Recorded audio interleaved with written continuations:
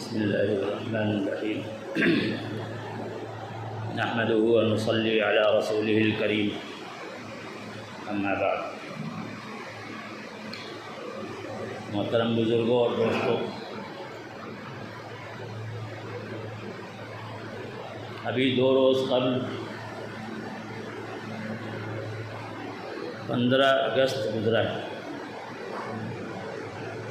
یہ وہ تاریخ ہے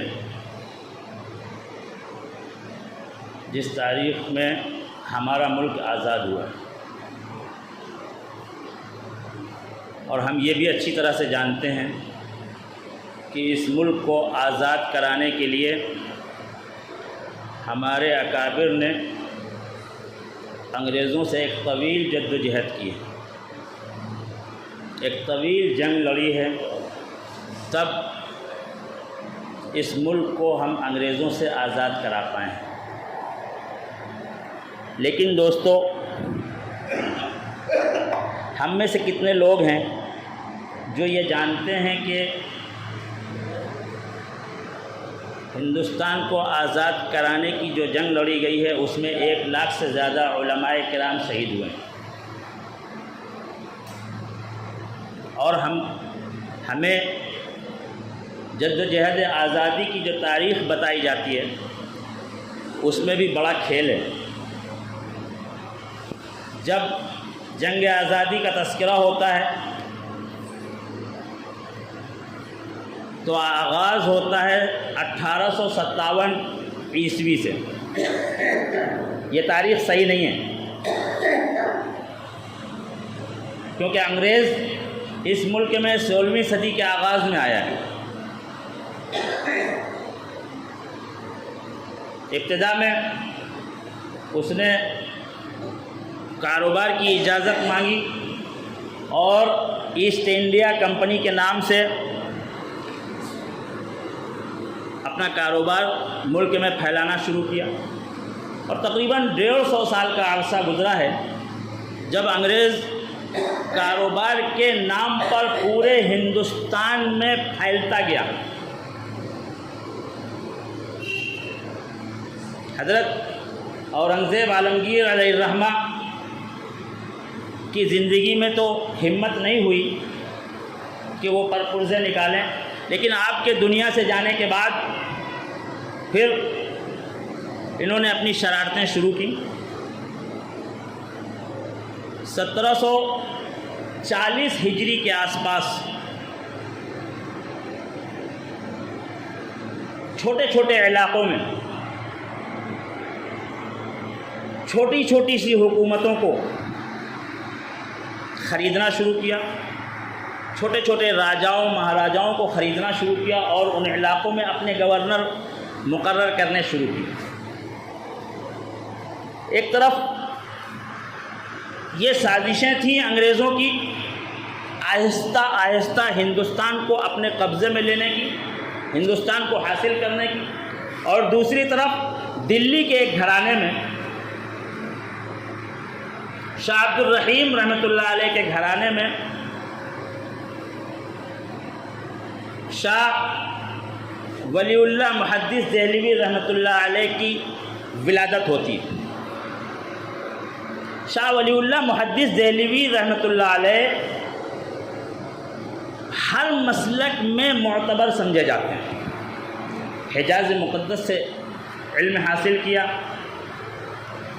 اور کہا جاتا ہے کہ ہندوستان میں رسول اکرم صلی اللہ تعالیٰ علیہ وسلم کی احادیث کو سند کے ساتھ لانے والے شاہ ولی اللہ محدث دہلوی رحمۃ اللہ علیہ، انہوں نے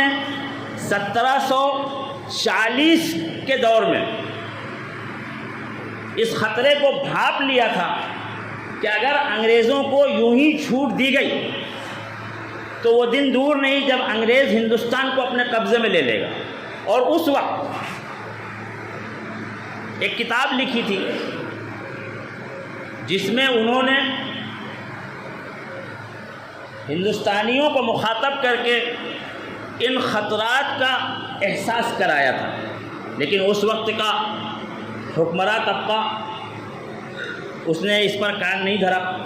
جس کے نتیجے میں انگریزوں نے ہندوستان پر اپنے پنجے گاڑنے شروع کر دیے،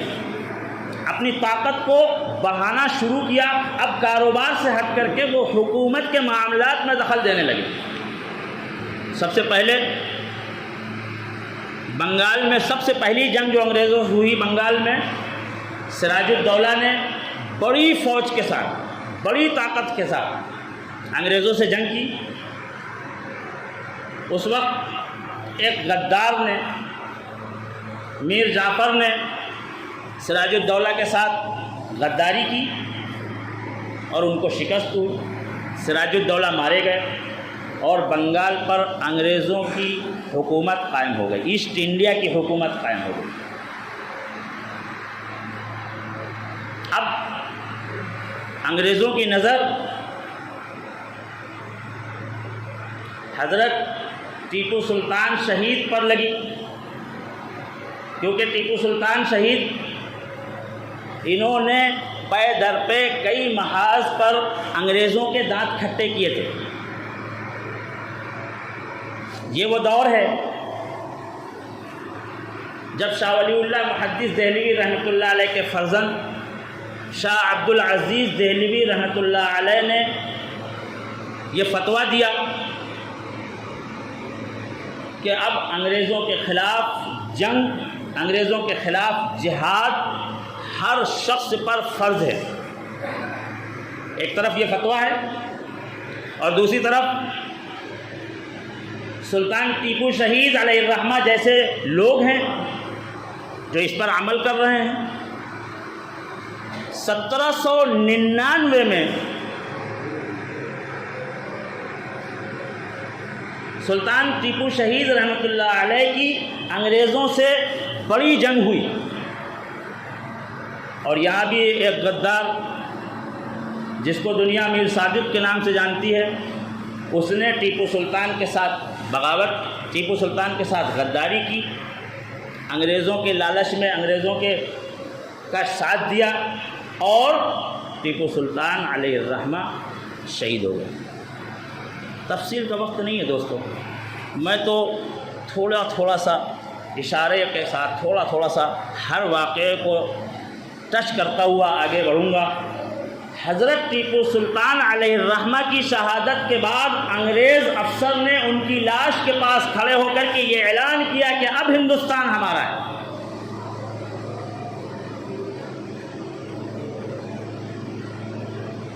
شہید ٹیپو سلطان علیہ الرحمہ نے مرنے سے پہلے کہا تھا کہ گیدڑ کی 100 سالہ زندگی سے بہتر شیر کی ایک دن کی بہادری کی زندگی ہے، اور اس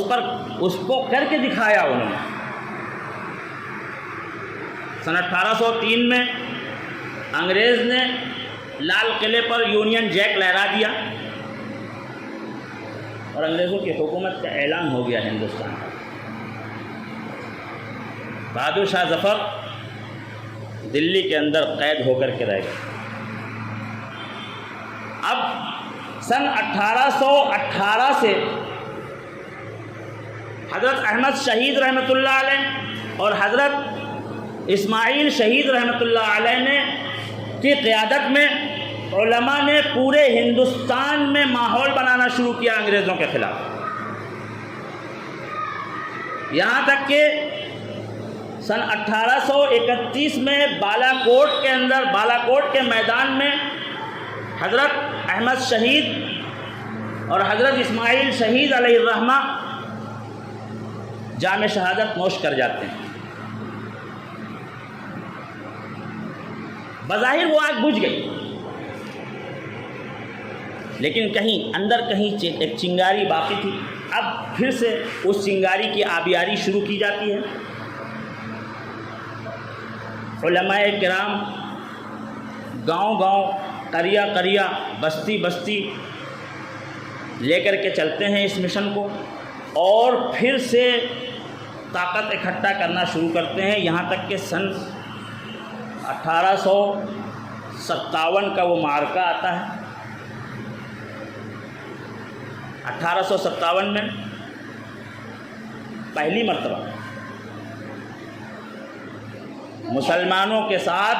برادران وطن بھی شامل ہوتے ہیں اور تمام طبقات نے مل کر کے انگریزوں کے خلاف ہلہ بولا۔ میں نے شروع میں یہ بات کہی تھی کہ یہ جو تاریخ بتائی جاتی ہے 1857 سے شروع کیا جاتا ہے، اس کے پیچھے جو بات جس چیز کو دبانے کی کوشش کی جاتی ہے وہ یہ ہے کہ یہ 1857 سے پہلے کا تقریباً 100 سال سے زیادہ کا عرصہ، تقریباً 150 سال سے زیادہ کا عرصہ ایسا گزرا ہے جب اس پوری کوشش کو صرف مسلمان اور صرف علماء کرام لے کر کے چلتے ہیں اور اس میں شہادتیں بھی قبول کرتے ہیں، بڑا جانی نقصان بھی ہوتا ہے، پریشانیاں بھی اٹھاتے ہیں، بغیر کسی وسائل کے اس طاقت سے ٹکراتے ہیں جن کے پاس اس وقت کے جدید اسلحے ہے، جن کے پاس سارا نظام تھا۔ اور دوستو ایک بات اور غور کرنے کی، اس وقت کوئی قانون نہیں تھا۔ آج قانون ہوتا ہے، کتنے بھی ناانصافی ہو، کتنا بھی کچھ ہو، لیکن بہرحال ایک قانون ہے، قانون کے طریقوں کے ساتھ کسی کو سزا دی جاتی ہے۔ انگریز کے یہاں کوئی قانون نہیں تھا، اور خاص طور سے 1857 کے بعد تو برطانیہ سے یہ آرڈر آیا تھا کہ کسی مقدمے کی ضرورت نہیں ہے، جہاں کہیں داڑھی والے کو اور ٹوپی والے کو دیکھو تو اس کو پھانسی پر چڑھا دو، اس کو سزا دو۔ 1857 میں تمام طبقات مل کر کے انگریزوں کے خلاف ہلہ بولتے ہیں، ملک کے درجنوں مقامات پر ایک ساتھ ٹکراؤ ہوتا ہے، حالانکہ اس میں فتح نہیں حاصل ہو پاتی، اس کے اندر کامیابی نہیں ملتی، بڑا جانی نقصان ہوتا ہے، تقریباً 2 لاکھ مسلمان شہید ہوتے ہیں، اس میں برادران وطن بھی شہید ہوتے ہیں، 2 لاکھ سے زیادہ مسلمان شہید ہوتے ہیں، اور اس کے اندر 51,500، ایک جگہ پر 77,000 بھی لکھا ہوا ہے، لیکن 57,500 کو بھی اگر لیا جائے 57,500 علماء کرام شہید ہوتے ہیں۔ اب انگریزوں کی بربریت اور ان کا وحشی پن اس قدر ظاہر ہوتا ہے اور اس قدر وہ بوکھلا جاتے ہیں کہ اب صرف علماء کرام نہیں، کیونکہ 1857 میں علماء کرام کو اس طرح سے انہوں نے شہید کیا، اس طرح سے علماء کرام کو سزا دی کہ مورخ لکھتا ہے کہ دلی سے لاہور تک کوئی پیڑ ایسا نہ تھا جس پیڑ پر کسی عالم کی لاش نہ لٹک رہی ہو۔ لیکن 1857 کے بعد اب وہاں سے یہ آرڈر آتا ہے کہ جو شخص بھی مسلمان نظر آوے اس کو پھانسی پہ لٹکا دو، کسی مقدمے کی ضرورت نہیں۔ ایسے حالات میں اب علماء کرام کو یہ فکر ہوتی ہے کہ یہ جو ہماری نفری ختم ہوتی جا رہی ہے تو آخر بعد میں ہم کریں گے کیا، تو سر جوڑ کر کے بیٹھتے ہیں۔ اب ایک ایسی فیکٹری کی ضرورت ہے جہاں سے ایسے افراد تیار کیے جائیں جو انگریزوں سے لڑوا لیں۔ مجاہدین آزادی کہاں سے تیار کیے جائیں، تو دیوبند میں بیٹھ کر کے ایک انار کے درخت کے نیچے ایک چھوٹے سے مکتب کی بنیاد رکھی جاتی ہے، ایک استاد اور ایک شاگرد سے وہ مکتب شروع ہوتا ہے، اور پھر ان کے اخلاص کی یہ برکت ہے کہ بہت جلدی وہ ایک فیکٹری بنتی ہے جہاں سے مجاہدین آزادی تیار ہوتے ہیں۔ اسی فیکٹری سے، اسی مدرسے کے پہلے طالب علم شیخ الہند محمود حسن علیہ الرحمہ وہ ریشمی رومال کی تحریک لے کر کے چلتے ہیں۔ ریشمی رومال کے اندر ملک کے اندر سے انگریزوں کے خلاف ہلہ بولنا تھا اور اطراف کے جو ممالک تھے ان سے روابط کر کے ان سے باہر سے دباؤ ڈلوانا تھا۔ اللہ کو منظور نہیں تھا، راز فاش ہو گیا، شیخ الہند گرفتار ہو گئے، مولانا حسین احمد مدنی ان کے ساتھ جیل گئے، جیل کی سزا کاٹی۔ 1919 میں جمعیت علماء کا قیام عمل میں آتا ہے۔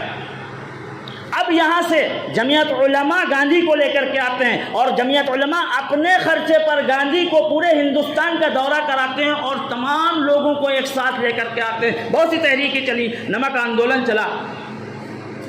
سول نافرمانی کی تحریک چلی، خلافت تحریک چلی، کوئٹ انڈیا کی تحریک چلی، بالآخر 1947 میں ہندوستان آزاد ہوا۔ اب ہندوستان آزاد ہوا تو ساتھ ساتھ بدقسمتی سے ملک بٹ گیا. ملک کو بانٹ کر کے انگریز یہاں سے جا رہا ہے, مسلمانوں کو سزا دے کر کے جا رہا ہے, ہندوستانیوں کو سزا دے کر کے جا رہا ہے. کیا بلتے رہو قیامت تک. اس وقت جمعیت علماء نے, اس وقت کے جو لیڈران تھے, کانگریس کے جو لیڈران تھے, گاندھی سے, نہرو سے, مولانا آزاد سے, ان لوگوں سے باتیں کر کر کے, ان لوگوں کو پرانی باتیں, پرانی تقریریں, پرانی تجاویز یاد دلا دلا کر کے ان سے یہ مطالبہ کیا کہ دستور ہندوستان کا جو ہوگا, کیونکہ پاکستان بنا تھا اسلام کے نام پر بنا تھا, یہاں سے آواز اٹھائی جا رہی تھی کہ اب ہندوستان بھی مذہبی ملک ہوگا, یہ سیکولر ملک نہیں ہوگا. جمعیت علماء کا یہ کارنامہ ہے, یہ عظیم کارنامہ جمعیت کے ذمہ داروں نے اس وقت یہ انجام دیا, یہ اس کو